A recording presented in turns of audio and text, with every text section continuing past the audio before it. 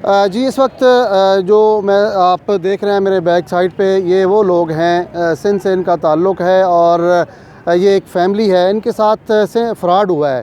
और फ्रॉड ये हुआ है कि ये पढ़ा लिखा बच्चा है और इनको चाइना भिजवाने के लिए, क्योंकि इन्होंने MBBS करना था और इनको चाइना भिजवाने के लिए एक गिरोह है उसने इनके साथ फ़्रॉड किया और फ्रॉड के बाद वो गायब हो गए। अब इनसे पूछते हैं कि असल वजूहात क्या हैं, क्या कहेंगे जी? आप कहाँ से ताल्लुक़ रखते हैं और आप यहाँ एहतजाज के लिए क्यों आए हैं जी? सर, हम डिस्ट्रिक्ट खैरपुर से ताल्लुक़ रखते हैं। मैं प्राइमरी टीचर हूँ, मेरा नाम अब्दुल गनी है। ये मेरे 2 बच्चे हैं, मैंने इनको डॉक्टर बनाने के लिए चाइना भेजा था। एक ठग ग्रुप है, फ्रॉडी ग्रुप है हमारे खैरपुर का, जो रिड कम्युनिटी से ताल्लुक़ रखता है। उनमें 8-10 आदमी ऐसे ही हैं जिनको उनके पीछे जो है कोई पॉलिटिकल भी हैं, कोई रिलीजन्स भी हैं, कुछ ऐसे अफराद हैं इस टीम में जिन्होंने मिल के मेरे से जो है 15 लाख रुपए छीन के मेरे बच्चों की तालीम तो तबाह कर दी, लेकिन मेरे पैसे भी तबाह किए। मैंने अपना मकान बेच के, वो हमारा मकान लगा हुआ है, ये सारा 19 लाख में बेच के मैंने 18 लाख इनको दिए तो ताकि ये मेरे बच्चे जो पढ़ के जो है तो ये कौम की खिदमत करें। लेकिन उन्होंने क्या किया, इनको जो जाली लेटर दे के, झूठे लेटर दे के उधर जो कुआ सो लेके गए। 10 महीने उधर रहे बच्चे इनके साथ, रोज़ ये मैसेज करते रहे आज इनकी एडमिशन हो रही है, कल इनके होजन में कल एडमिशन हो रही है। 10 महीने गुजर गए लेकिन इनकी कहीं एडमिशन नहीं हो सकी। जब ये बच्चे उधर हमसे बोले कि भाई हमारी एडमिशन नहीं हो रही है, हमने इसको कहा भाई क्यों नहीं हो रही है, उसका अभी हो रही है अभी। एक दिन इसने ये किया कि हमारे बच्चों से झूठ बोला कि आपकी अम्मी जो है बीमार है, आपको पाकिस्तान जाना पड़ेगा। अच्छा। और इसकी जो है गलत रूट की ऐसी टिकट कटवाई कि जो है ना मालदीव, श्रीलंका और मलेशिया में जाकर ये पहुँचे। इन्होंने जेल काटे हैं, 6 दिन जो जेल में रहे मालदीव में। हमने पाकिस्तान में एहतजाज किए, एहतजाज के बाद जो है ये बच्चे वापस आए। अभी 10 महीने गुजर गए, कहीं से हमें इंसाफ नहीं मिल रहा है। मेरे बच्चों की तबीयत देखो, वो जो डिप्रेशन के पेशेंट हो गए हैं, इनकी तालीम तबाह हो रही है, लेकिन वो जो है हमारे साथ कोई इंसाफ करने वाला नहीं है। हमने सिंध में बहुत सारे एहतजाज किए हुए हैं। हम यहाँ इस्लामाबाद में इसलिए आए हैं कि सुप्रीम कोर्ट का चीफ जस्टिस जो है उनको अपील करें और चीफ ऑफ आर्मी साहब से को अपील करें और प्राइम मिनिस्टर को हम ये अपील करें कि हमारे साथ इंसाफ करें, मेरे बच्चों को तालीम दिलाओ और ये फ्रॉडी ग्रुप जो है इन गैंग के ऊपर जो है ना मुकदमा चलाओ कि इनके पता चले कि क्यों किसकी ज़िंदगी को उजाड़ते हैं। सही। अच्छा, आप बड़ा अफसोसनाक वाक़या हुआ, आप मलेशिया में और इधर उधर जेलों में, मालदीव में जेलों में रहीं, तो ये कैसे हुआ जी? उन्होंने बस हमें फंसाने के लिए कि वो वापस आएंगे, बच्चे बताएंगे कि हमारे साथ क्या क्या हुआ, हमारी एडमिशन नहीं करे, इस वास्ते उन्होंने हमें गलत टिकट दी। इस वास्ते हम 6 दिन जेल में थे। फिर हमने घर वालों को बताया कि हम यहाँ जेल में हैं। फिर अबू ने एहतियात किया, इस वजह से हमारी वापसी हुई। मतलब अब तो हमारी तालीम भी तबाह हो गई। अब मैं चाहती हूँ कि उनको सख्त सज़ा मिले कि दोबारा मेरी तरह किसी को ना जेल काटनी पड़े, ना तालीम से उसे महरूम होना पड़े।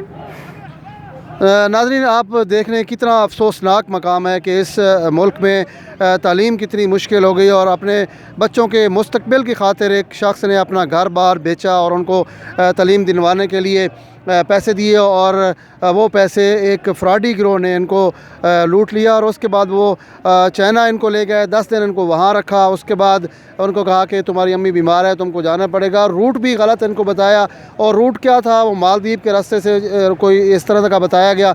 जिसके बाद ये बच्ची जो एक पढ़ी लिखी है, ये मालदीव की जेलों में रही और उसके बाद इनको बड़ी मुश्किलों से वहाँ से रिहाई मिली। उनके भाई भी हैं, ये भी MBBS के हवाले से करने चीन गए थे और उस ग्रोह जो फ्रॉडी है उसके हत्थे चढ़े और उनके साथ क्या हुआ ये उनसे पूछते हैं जी।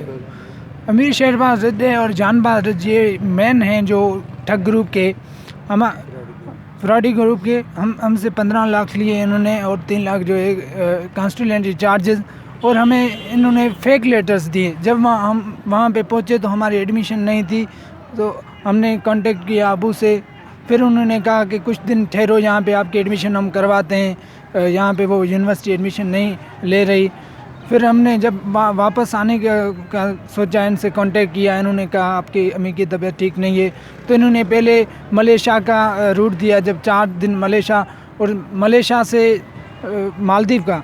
मालदीव में जब हम पहुँचे तो वहाँ पे हमें बहुत ही स्ट्रिक्टली उन्होंने जो हमारे साथ पुलिस ने अंदर कर दिया और 4 से 5 दिन हम वहाँ जेल में ही थे।